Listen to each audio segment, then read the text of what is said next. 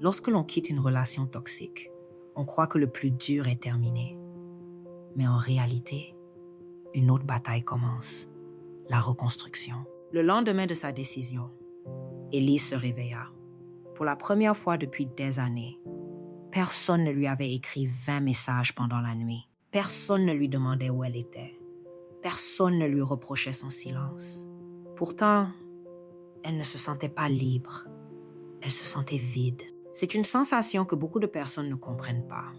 Lorsque l'on sort d'une relation où tout tournait autour de l'autre, le silence peut devenir inquiétant.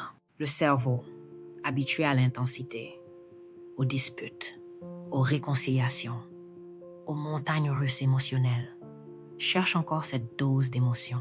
Comme si le calme était devenu étrange. Pendant plusieurs jours, Élise attrapa son téléphone des dizaines de fois, sans raison. Elle regardait son écran. Elle espérait presque voir apparaître un message.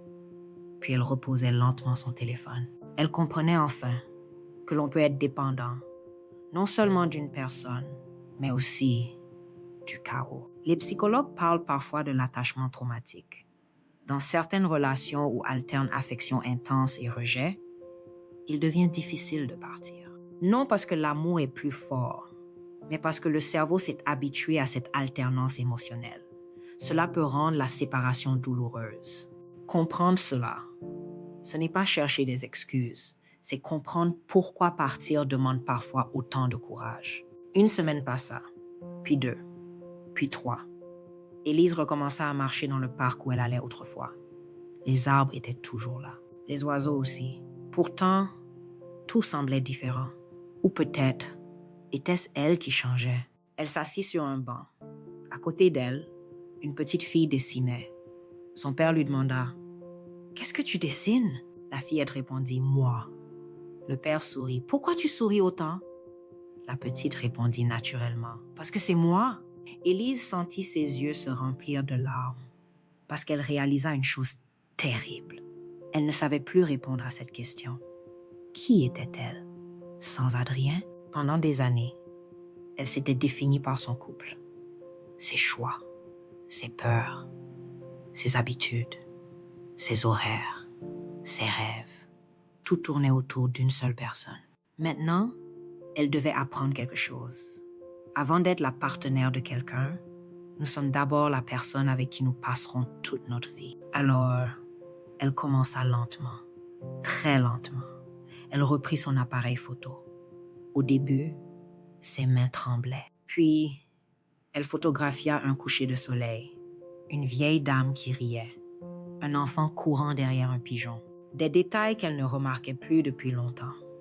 À travers son objectif, elle retrouvait peu à peu son regard.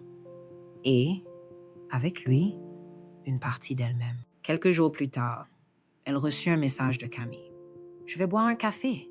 Tu viens? » Avant, elle aurait demandé la permission. Cette fois, elle prit son manteau et sortit. Camille ne posa aucune question. Elle ne parla presque pas d'Adrien. Elle parla d'Élise, de ses projets, de ses voyages, de ses rêves. Cela faisait si longtemps que personne ne lui demandait « Et toi, qu'est-ce qui te rend heureuse ?» Élise resta silencieuse. Puis elle répondit, avec un sourire timide, « Je crois que je suis en train de le découvrir. » Le changement n'arriva pas d'un seul coup. Il arriva un mardi, puis un jeudi, puis un dimanche, sous la forme de petites décisions. Dormir, lire, dire non, dire oui à elle-même. Et un matin, en passant devant un miroir, elle remarqua quelque chose. Ce n'était pas son visage qui avait changé, c'était son regard. Il n'y avait plus cette inquiétude permanente, cette peur de mal faire, cette attente. Pour la première fois, elle se regardait, sans demander la permission d'exister. Écoutez bien cette phrase. Les relations toxiques vous font oublier votre propre valeur. La guérison commence le jour où votre valeur ne dépend plus du regard de l'autre. Élise leva les yeux vers le ciel. Elle repensa à la femme qu'elle était 1 an plus tôt. Elle ne ressentait plus de colère, plus de haine, seulement une immense gratitude. Parce qu'elle comprenait enfin que parfois, la plus grande histoire d'amour de notre vie est celle que nous apprenons enfin à vivre avec nous-mêmes. Vous ne perdez jamais votre véritable identité. Elle attend simplement que vous ayez le courage de revenir la chercher. Le documentaire n'est pourtant pas terminé, car il reste une dernière question, la plus importante de toutes.